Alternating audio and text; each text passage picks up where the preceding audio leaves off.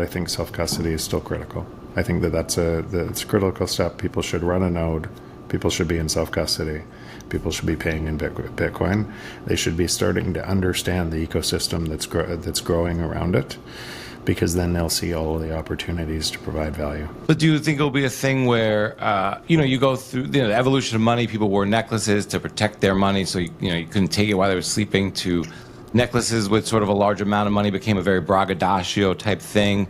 You might keep some money in your house in cash, but maybe you keep most of it in your checking or savings and or your stocks. Or I don't think the institutions will look anything like the institutions of today. So when you said people trust today, and then they find out that their food is laced with poison, and then they find out the medical system is lying to them, and then they find out the technocrats that are saying that they're wanting to help society are consolidating wealth and using to spy on them, right? And so when you say trust, it was a belief of trust.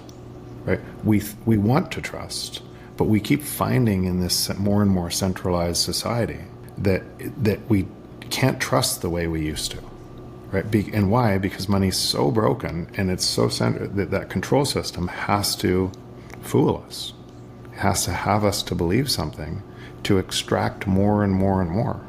And so that's where trust starts to break down, and you're rebuilding a new society on top of trust, on top of a system that can't be broken, right? Where money can't be broken. And I think that's where a lot of people get stuck is they're trying to imagine a world. They change one factor, a big factor, and think everything else will look the same. It can't, right?